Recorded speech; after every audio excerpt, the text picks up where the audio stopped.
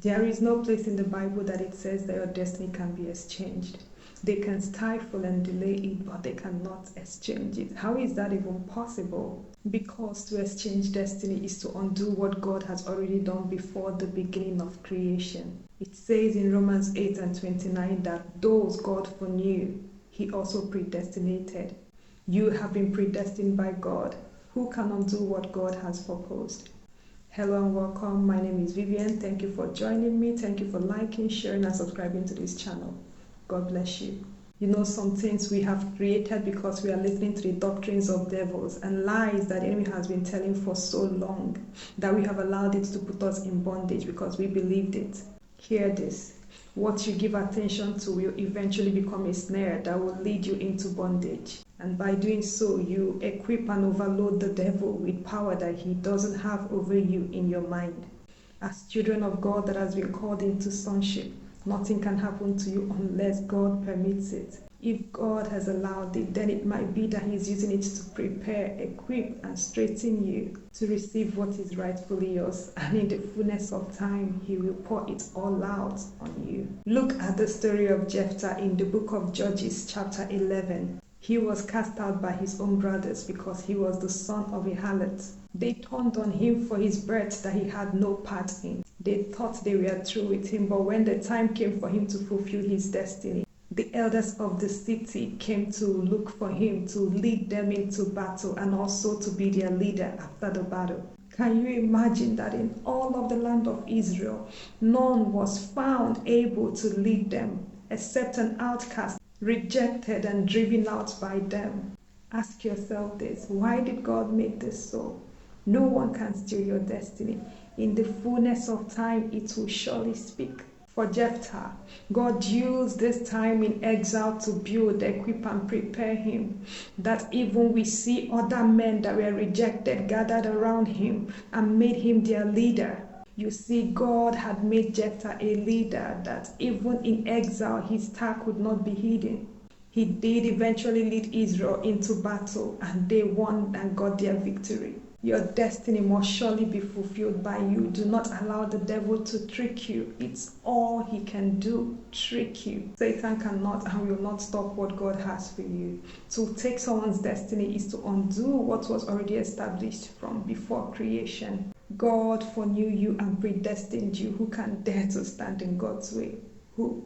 Now here is the issue. Sometimes when we go through difficult and tough times, we think people have taken our destiny. As children of God, we do go through dry spells, and the cost of dry spells is not receiving counsel concerning what you want to do or trying to go outside of God's will for your life.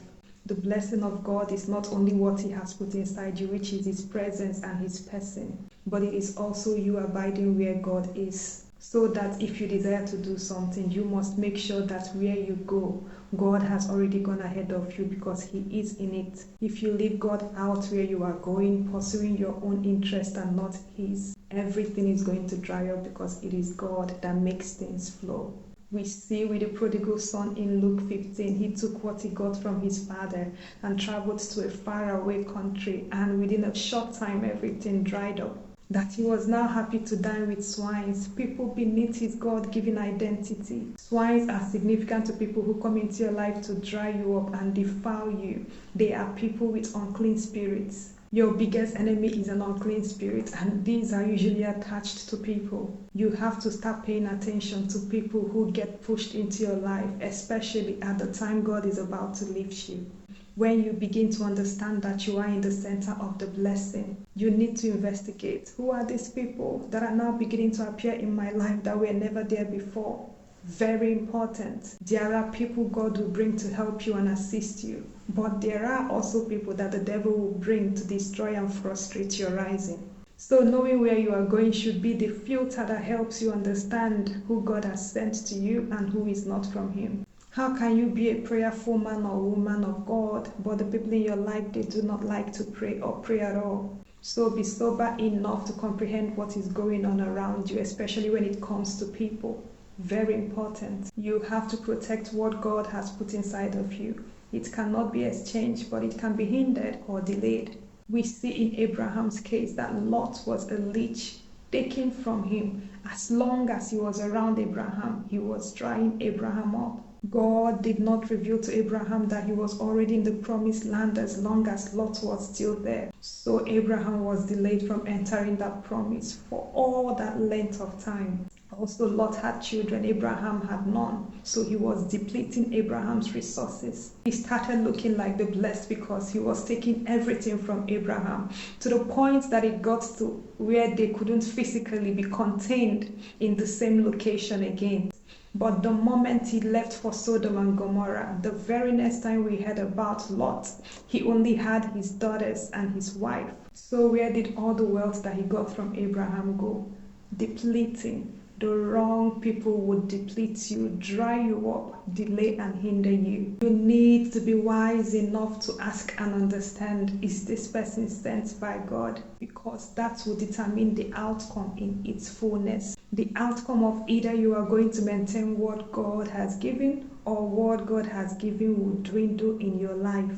Our downfall is usually men and women who are sent by the devil because they can get us after the flesh. That is why seduction is usually easily physically, because the flesh can easily be appealed to physically. Seduction will move you from God and you won't even know that you have moved. That is why people will say, I used to hear God, pray and desire God, but now I don't anymore. Spiritually, there is a place where Satan cannot get you anymore, so he can only use physical things to try to get you. This is where the wisdom of the Spirit is paramount. This is where the wisdom of the Spirit is important. And this is also where the wisdom of God is mandatory for those who are going to walk with God and experience God in a profound and powerful way.